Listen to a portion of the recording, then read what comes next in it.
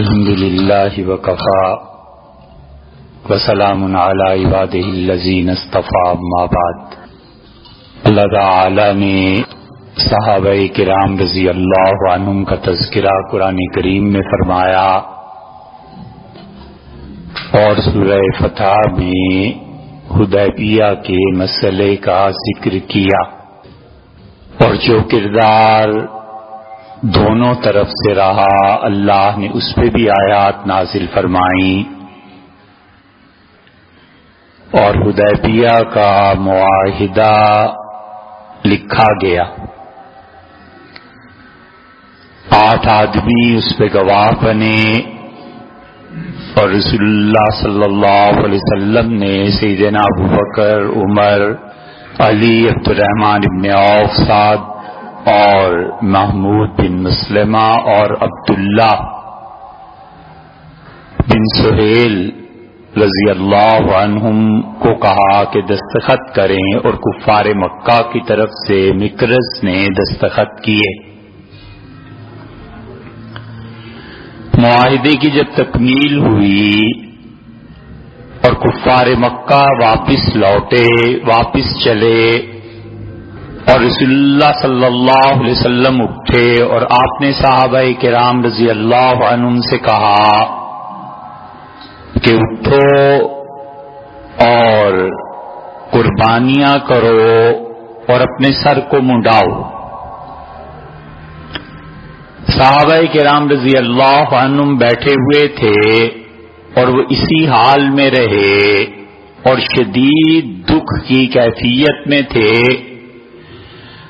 اور جو جانور وہ ساتھ لائے تھے 70-80 جانور اونٹ تھے، انہوں نے ان کو حرم کی طرف دھکیلا تاکہ کوئی صورت ایسی بنے کہ ہم اللہ کے گھر میں پہنچیں۔ مشرکین مکہ سامنے کھڑے تھے اور انہوں نے ان جانوروں کو واپس دھکیلا مسلمانوں کی طرف، اور رسول اللہ صلی اللہ علیہ وسلم یہ سب کچھ دیکھ رہے تھے، اور آپ اپنے خیمے میں داخل ہوئے، اور ام المومنین ام سلمہ رضی اللہ عنہ وہاں پر تھیں، اور آپ نے کہا کہ ان لوگوں کو کیا ہو گیا ہے ام سلمہ؟ میں نے ان سے کہا ہے کہ اٹھو اور قربانی کرو اور اپنے سر کو منڈاؤ، اور تم دیکھتی ہو کہ یہ سب کے سب میرے کہنے کے باوجود بیٹھے ہوئے ہیں۔ تو ام سلمہ رضی اللہ عنہ نے کہا کہ تحب ذلک، اللہ کے رسول آپ کا واقعی یہ ارادہ ہے کہ لوگ نہر کریں، قربانی کریں اور اس کے بعد اپنے سر کو منڈا دیں؟ تو رسول اللہ صلی اللہ علیہ وسلم نے فرمایا بالکل میرا یہ ارادہ ہے۔ اس سے معلوم ہوتا ہے کہ آدمی اگر گھر کی عورتوں سے، بیوی سے کسی معاملے میں مشورہ کرے تو یہ رسول اللہ صلی اللہ علیہ وسلم کا طریقہ ہے، اور انہوں نے بہت عمدہ مشورہ دیا۔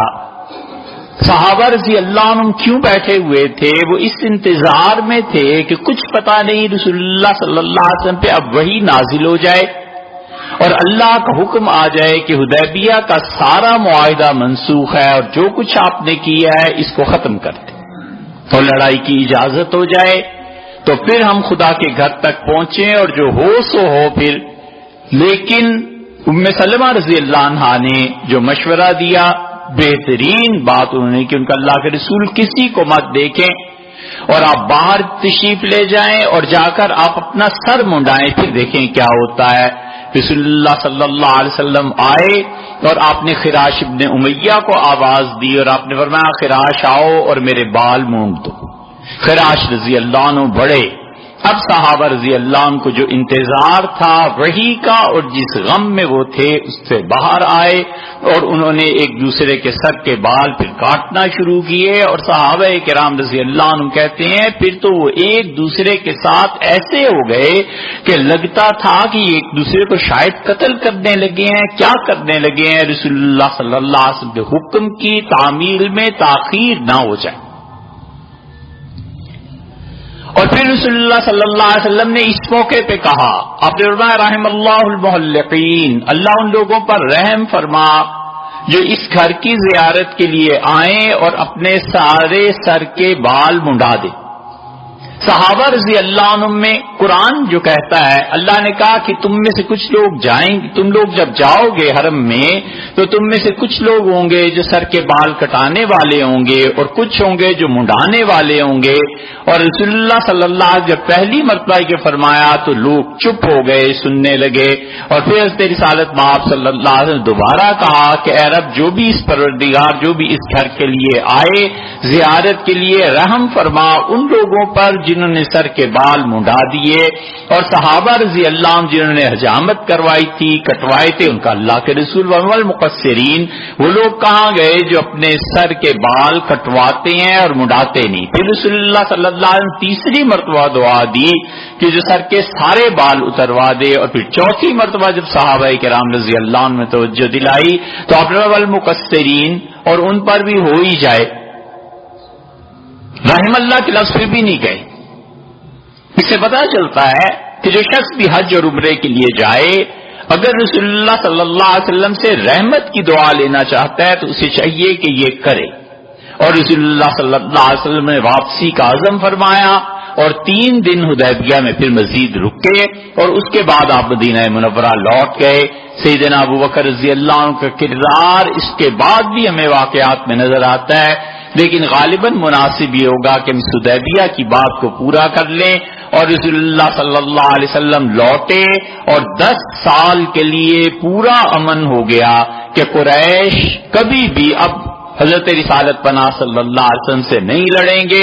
اور آپ نے جا کر مدینہ منورہ میں پہلا کام یہ کیا کہ آپ نے پورے جتنے بھی بادشاہ قرب و جوار کے اور جتنے بھی قبائل تھے ان کو خط لکھوانا شروع کیے، حتیٰ کہ اس سال میں رسول اللہ صلی اللہ علیہ وسلم نے 300 سے زیادہ خطوط لکھوائے ہیں۔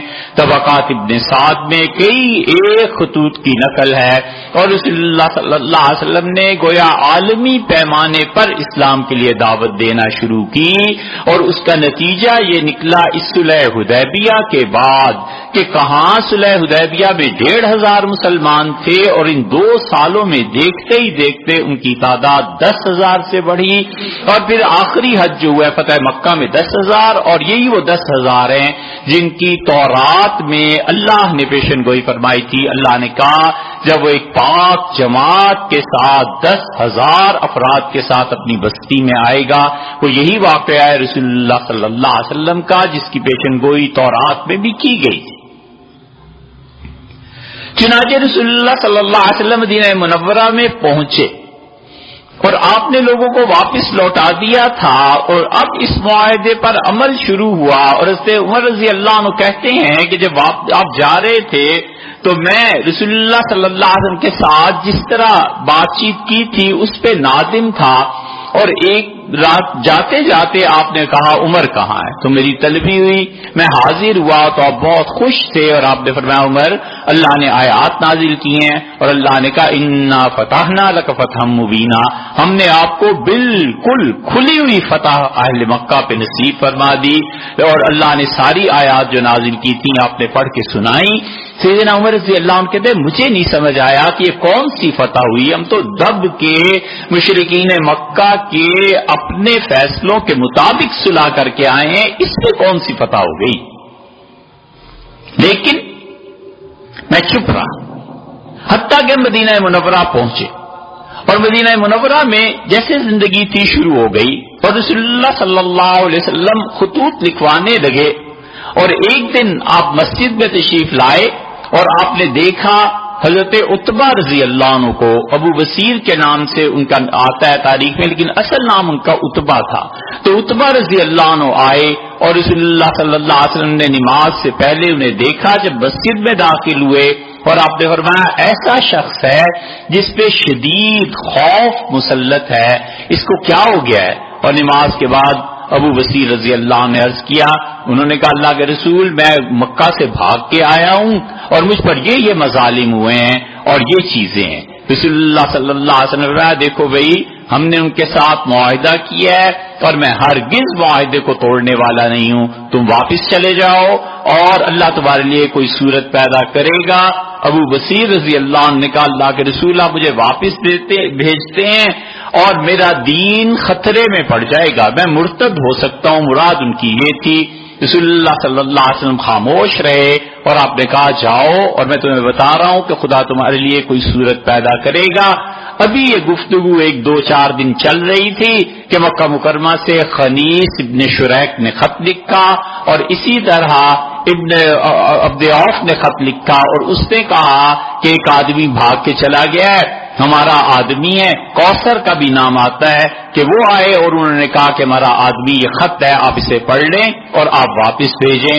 رسول اللہ صلی اللہ علیہ وسلم نے 2 آدمی جو آئے تھے عتبہ رضی اللہ عنہ کے حوالے کر دیا اور آپ نے فرمایا عتبہ جاؤ ان کے ساتھ، اور انہوں نے دیکھتے دیکھتے رسیوں میں باندھا عتبہ رضی اللہ عنہ کو اور گھسیٹ کے لے چلے۔ عتبہ رضی اللہ عنہ روتے رہے۔ صحابہ کرام رضی اللہ عنہ کہتے ہیں اتنا درد انگیز منظر تھا کہ ایک آدمی اسلام قبول کر کے آ رہا ہے، رسول اللہ صلی اللہ علیہ وسلم سے پناہ نہیں دے رہے۔ سیدنا عمر رضی اللہ عنہ کہتے ہیں میں نے ابو بصیر کے پاس گیا اور میں نے کہا انت رجل و هو رجل، تم بھی مرد ہو وہ بھی مرد ہیں، وہ معاق السیف، اور تمہارے پاس تلوار بھی ہے، اور رسول اللہ صلی اللہ علیہ وسلم معاہدے میں کہتے ہیں بس میں ایک جملہ کر کے کہہ کے الگ ہو گیا۔ اس کا مطلب جو تھا عمر رضی اللہ عنہ کا وہ بھی سمجھ گئے، وہ بصیر رضی اللہ عنہ، اور جہاں یہ آج سیدنا علی رضی اللہ عنہ کے نام سے مسجد ہے بیر علی، اس پر پہنچے۔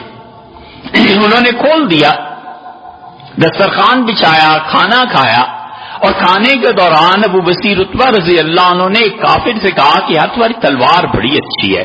وہ آ گیا ترنگ میں اور اس سے اپنی تلوار نکالی اور اس نے کہا اس کی کاٹ اچھے اچھے لوگوں کو سبق سکھاتی ہے، ایسی زبردست ہے۔ انہوں نے کہا واقعی بہت شاندار ہے، اگر تم دو مجھے میں بھی اسے دیکھ لوں۔ اسے خیال بھی شاید نہ ہوگا، اس نے دے دی اور عتبہ رضی اللہ عنہ تلوار لے کے پہلا ہاتھ جو مارا تو اس کی گردن اتر گئی، دوسرا بھاگا اور رسول اللہ صلی اللہ علیہ وسلم کے پاس پہنچا اور کہا کہ وہ جس کو آپ نے بھیجا تھا یہ حشر ہو گیا ہے، مجھے بچا۔ آپ نے فرمایا میں نے اپنا معاہدہ پورا کیا ہے اور میں نے تمہارے ساتھ کوئی غلط بات نہیں کی، تم بھی واپس جاؤ اور اس کو بھی لے جاؤ۔ اس کے بعد عتبہ رضی اللہ عنہ پہنچے اور مسجد نبوی میں دیکھ کے دوبارہ رسول اللہ صلی اللہ علیہ وسلم ویل امہ مسعر حرب، فرمایا اس کی ماں مرے، یہ تو جنگ چھیڑنے والا ہے، یہ تو اب لڑائی کرا کر رہے گا۔ یہ جو فرمایا نا اس کی ماں مرے، عربوں میں ایسے جملے استعمال کیے جاتے تھے کسی کی تعریف کے لیے، لیکن جملہ ایسا جیسے ہمارے ہاں قدیم ہندی میں کہتے شہدا، تو شہدا بمانا برا بھی اور شہدا بمانا اچھا بھی، یعنی جو بیچارہ مسکین غریب اس شہدے کے پاس کیا ہے، یعنی بہت ہی غریب ہے، اور شہدے اور دلی کے مطلب یہ کہ بہت ہی برے آدمی ہیں۔ حضور صلی اللہ علیہ وسلم نے اسی معنی میں فرمایا کہ ویل امہ، اس کی ماں مرے، مسعر حرب، یہ تو اب جنگ کرائے گا، یہ تو اب لڑائے گا۔ اور انہوں نے کہا اللہ کے رسول میں حاضر ہوں دوبارہ۔ رسول اللہ صلی اللہ علیہ وسلم میں بالکل تمہیں نہیں رکھ سکتا، ہم معاہدے میں ہیں۔ اور ابو بصیر رضی اللہ عنہ کہتے ہیں دوسرا جملہ رسول اللہ صلی اللہ علیہ وسلم نے کہا لو کان لہ احد، کوئی اس کا مددگار ہوتا، بس یہ سمجھا دیا کہ اور بھی تو ہمارے مددگار ہو جائیں گے۔ انہوں نے جب دیکھا کہ رسول اللہ صلی اللہ علیہ وسلم مجھے دوبارہ مکہ والوں کے حوالے کر دیں گے، بھاگ گئے، اور بھاگ کے انہوں نے پناہ لی شام کی طرف جو راستہ جاتا تھا، وہاں وہ ایک جگہ جا کر ٹھہر گئے۔ اور پھر جب وہ ٹھہرے ہیں تو ادھر سے ابو جندل رضی اللہ عنہ جنہیں واپس بھیجا تھا سہیل ابن عمر کے بیٹے، وہ بھاگ کے وہاں پہنچے، پھر تیسرا، پھر چوتھا۔ اب مکہ میں جو مسلمان ہوتا تھا بجائے رسول اللہ صلی اللہ علیہ وسلم کے ادھر چلا جاتا تھا، اور قریش نے شام کی تجارت کے لیے جب اپنے قافلے بھیجنے شروع کیے تو انہوں نے راستے روکنے شروع کر دیے۔ اتنی صورتحال بگڑی کہ 1 سال کے اندر ابو سفیان رضی اللہ عنہ نے لکھ کر بھیجا رسول اللہ صلی اللہ علیہ وسلم کو کہ اللہ کا واسطہ ہے والرحم، اور ہماری اور آپ کی جو رشتہ داری ہے نا خدا کا واسطہ ہے، اور اس رشتہ داری کے صدقے ہم پر رحم کریں، ہم اس معاہدے کی اس چک کو کینسل کرتے ہیں، جو بھی آپ کے پاس مدینہ منورہ میں آئے اسے رکھیں اور ان کو بھی بلا لیں۔ سیدنا عمر رضی اللہ عنہ کہتے پھر مجھے سمجھ آئی کہ معاہدہ اور یہ فتح ہے اس کی رسول اللہ صلی اللہ علیہ وسلم نے خط لکھوایا اور آپ نے کہا ابو بصیر تم سب لوگ میرے پاس مدینہ منورہ میں آ جاؤ. اور صحابہ رضی اللہ عنہ جو وہاں جمع تھے وہ کہتے ہیں کہ عجیب بات ہوئی. ابو جندل کہتے ہیں کہ رسول اللہ صلی اللہ علیہ وسلم کا خط پہنچا اور ابو بصیر عتبہ رضی اللہ عنہ کی محبت اور خوشی سے برا حال تھا اور انہوں نے رسول اللہ صلی اللہ علیہ وسلم کا خط پڑھا اور گرے اور وہی انتقال ہو گیا. اور دست مبارک میں خط تھا حضور صلی اللہ علیہ وسلم کا. اور ابو جندل رضی اللہ عنہ نے ان کی قبر وہاں صحابہ رضی اللہ عنہ جنازہ پڑھ کے بنائی اور اس کے ساتھ ہی انہوں نے وہاں مسجد بنائی. یہ جو ہر جگہ قبرستان اور کسی بڑی شخصیت کی قبر کے ساتھ مسجد آپ کو ملتی ہے, یہ پہلا واقعہ ہوا ہے اسلام میں اور یہیں سے صحابہ کرام رضی اللہ عنہ نے گویا اس طریقے کا آغاز کیا تھا اور یہ پہنچ گئے سارے کے سارے وہاں. اور رسول اللہ صلی اللہ علیہ وسلم نے اب عورتیں ہجرت کر کے آنا شروع ہوئی. ایسے عمر رضی اللہ عنہ کی 2 بیویاں تھیں, انہوں نے طلاق دے دی کیونکہ مشرکین کے ساتھ اب نکاح حرام ہو گیا تھا. حضرت عمر رضی اللہ عنہ 2 بیویوں کو طلاق دی اور ان کی ایک بیوی سے حضرت معاویہ رضی اللہ عنہ کا نکاح ہو گیا اور دوسری بیوی سے ایک اور کا نکاح ہو گیا. اور پھر حضرت سعیدہ رضی اللہ عنہ آئی ہیں مکہ مکرمہ سے ہجرت کر کے اور حضرت عمر رضی اللہ عنہ نکاح کر لیا ان سے. اور یہ حدیبیہ کے وہ اصحاب تھے جن کے بارے میں اللہ نے قرآن میں نازل کیا ہے. اللہ نے فرمایا جعل الذین کفروا فی قلوبہم الحمیہ, اور تم نے دیکھا اس معاہدے میں یہ جو کافر تھے ان کے دل میں غیرت آئی اور غیرت کی بھی 2 قسمیں ہو گئیں. اللہ نے فوراً فرمایا حمیت الجاہلیہ, جہالت کی غیرت. جہالت کی غیرت کیا ہے؟ جہالت کی غیرت یہ کیوں لکھا ہے بسم اللہ الرحمن کاٹو الرحمن الرحیم کو, کیوں لکھا ہے محمد رسول اللہ صلی اللہ کاٹو اس کو, کیوں یہ لکھا ہے, کیوں یہ لکھا ہے. یہ سب باتیں ایسی ہیں کہ جو آدمی اپنے غصے پہ قابو نہیں پا سکتا اور ناگوار صورتحال کو برداشت نہیں کر سکتا اور معاملے کی حکمت اور تہ تک نہیں پہنچ سکتا, وہ وقتی طور پہ جس غصے کا اظہار کرتا ہے اور توہین کرتا ہے. اللہ نے کہا یہ ہے ساری چیزیں حمیت الجاہلیہ, یہ جہالت کی غیرت. آپ دیکھیں لوگوں کو یہ کر دوں گا, تم اس مارکیٹ میں نہیں رہے, تم دکان تو کھولو, دیکھنا کر, یہ سب کی سب باتیں کرنے والے مر گئے. اور اللہ نے کہا حضور صلی اللہ علیہ وسلم اور ان کے اصحاب غالب آئے. اللہ نے کہا جب وہ ایسی دھمکی آمیز اور توہین آمیز باتیں کر رہے تھے, یہ ان کی جہالت کی غیرت تھی جو ان کے دل میں. اس لیے یہ غصہ, یہ توہین, یہ اپنی شرائط ہر ایک پہ اصرار اور منوانا, خدا نے کیا کہا ہے حمیت الجاہلیہ, یہ جہالت کی غیرت ہے. فانزل اللہ سکینتہ علی رسولہ, اللہ کہتا ہے میں نے اپنے رسول صلی اللہ علیہ وسلم پہ سکون نازل کیا. نتیجہ یہ کہ سب ٹھنڈے مزاج کے ہو گئے. اور اللہ کہتا ہے اور ہم نے ایمان والوں پہ بھی سکون نازل کیا, صحابہ کرام رضی اللہ عنہم پہ. اور خدا نے کیا تعریف ان لوگوں کی ہے. اللہ نے فرمایا کہ دیکھو وَأَلْزَمَهُمْ کلمۃ التقویٰ, اور اللہ نے انہیں تقویٰ سکھایا. جہالت کا جواب تقویٰ سے, غصے کا جواب بڑے نرم دلی سے, علم سے, برداشت سے. ایسے تھوڑے ہی ہے کہ جیسے مخاطب میں کسی میں حمیت جاہلیہ ہے تو اس کے مقابلے میں انسان بھی اس سے لڑ پڑے. ہمیشہ ٹھنڈا مزاج جس کا آخر پہ غلبہ اور فتح ہوتی ہے. نتیجہ اس کا کیا نکلا؟